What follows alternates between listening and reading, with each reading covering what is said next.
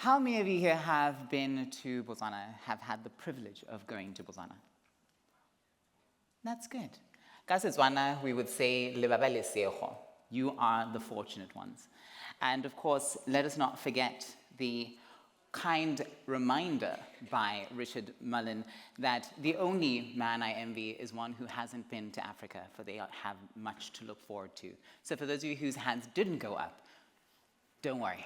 You too can be fortunate one day. Botswana is the host of the world's largest wild cheetahs. It is a place that Cheetah Conservation Botswana has called home for the past 20 years. And perhaps that's the way you might see it. And for us, moving over into another decade worth of work, this is how we see it. It is here in the Khansi district in Western Botswana that we focus our efforts, with one of the highest populations of cheetahs in the world and the highest rates of retaliatory killings of wildlife in the country. It is not an easy place to promote coexistence between people and wildlife. But as one great American president once said, we do it not because it's easy, but because it is hard. This is where we can truly make a difference. So when the task of establishing a project that was centered on learning about cheetah behavior was put in front of Rebecca Klein, Anne-Marie Compton, and Dr. Kyle Good, they didn't know what the future held. But the combination and the balance of equal parts passion and inquisitiveness shared amongst these women has made for a combination that has now resulted in our organization's culture. And as we stretch into our third decade, this culture can best be defined as smart conservation. This isn't about textbook intelligence, but rather a tool for refinement and resilience in the face of ever-changing environments. So we'd like to reflect with you today on how we are exploring smart conservation for cheetahs in our unique landlocked country. This is conservation that is balanced on 5 pillars. So the S is for, it is scientifically sound. It employs a multilateral approach. We ensure that it is adaptive to arising conditions. It seeks to be fittingly resourced and resourceful. And last but not least, it is time conscious. At the heart of our work is scientific research, and at the heart of that research are cheetahs. And though through the years since 1900, we have seen that cheetahs have lost a lot of their territory. In the beautiful landscapes of Botswana, we have mapped their distribution. The map on the right shows you the cheetah distribution in red in 2009, and on the left shows you the range as most recently published in 2018. And these are maps that we've been producing in partnership with the Range-Wide Cheetah Initiative and the IUCN. And the most recent map for 2025 is currently in draft stage, but you will then get to see it very soon. And that was also conducted with CCB participating through the IUCN. It is no mistake that a cheetah's biggest threat is people. People poach their prey. They invade and destroy their habitats with livestock. They poach them for illegal trade, and they also kill them for predation of livestock. Understanding that the more we know, the better equipped we are to offer solutions and calculated decisions, we have spent every single year dedicated to refining our approaches and methodologies. Being located in Western Botswana, we have learned to lean on the landscape and its wild inhabitants to co-generate the knowledge we process into useful insights. The conservation scientists who work with us continue to inspire through the work that they do. Take, for example, Marie-Charlotte Guillain, who is our most recently graduated PhD scholar, who through working with traditional sand trackers to conduct spore surveys has offered more ways of understanding carnivore movement within the Western Kalahari and producing data sets such as this, where we can see the interfaces between where livestock are kept and where wild animals are moving. Our use of camera traps to assist with monitoring the prevalence and behavior patterns of wildlife in the region also help us offer evidence-based interventions for the communities that we work with. Beautiful camera trap moment.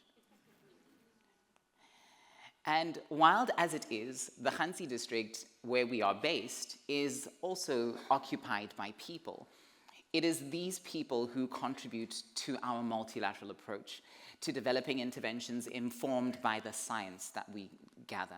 From traditional leaders to representatives of the government of Botswana, to farmers, community development agents, teachers, students, and fellow non-governmental organizations, we work hand in hand to hear each other's concerns and collectively devise solutions.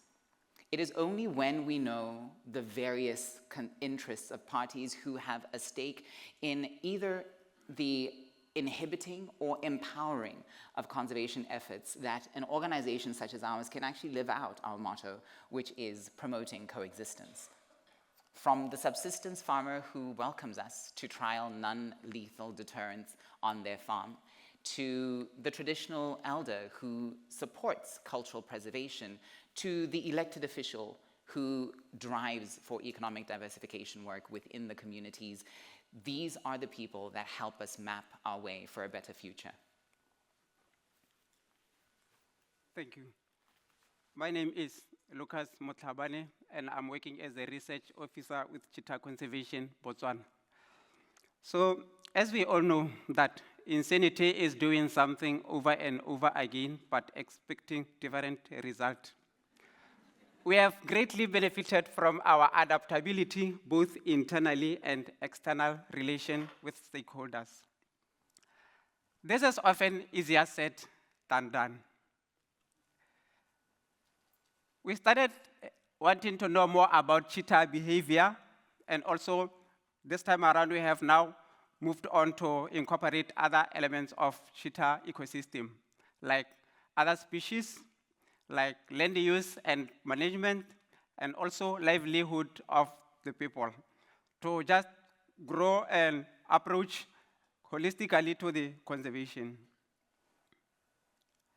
From these adaptations, we have also seen our organization growing from 1 to 5 departments, which are conservation research, human-wildlife coexistence, farmers for conservation, communities, and engagement.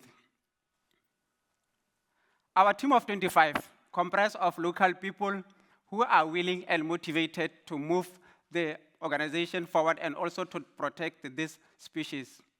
But we are struggling in terms of resources.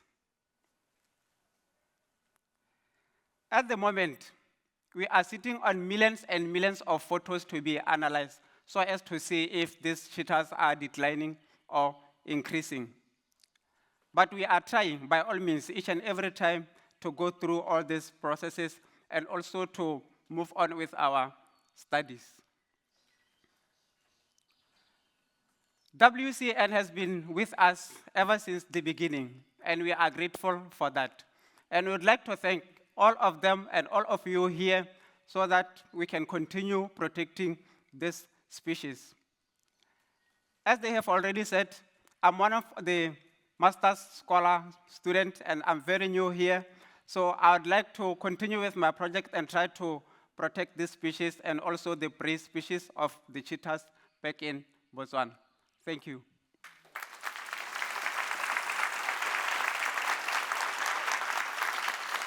And of course, this brings us to one of the most important facets, is that we need to be time conscious. In this map, you've seen that the population is losing its terrain.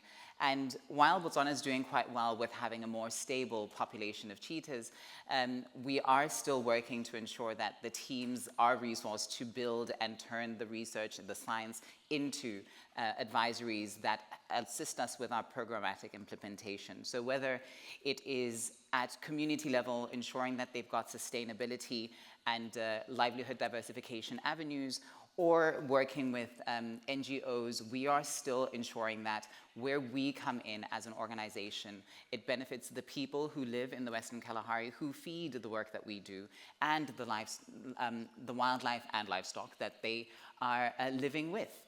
And please do allow us to share a little message from a very special person about how we are really turning this all into smart conservation. Our 20-year-long journey has inevitably been peppered with challenges, but we have always had the unshakable belief that the investment made towards cheetah conservation in Botswana reaches beyond her borders. It is our distinct honor to be champions for one of nature's most magnificent creatures in one of their last strongholds. More so with the knowledge that this is a cause that we share with many people around the world, including many of you. May we never tire or lose the passion and inquisitiveness that started it all. Rea leboha tata. We thank you so much.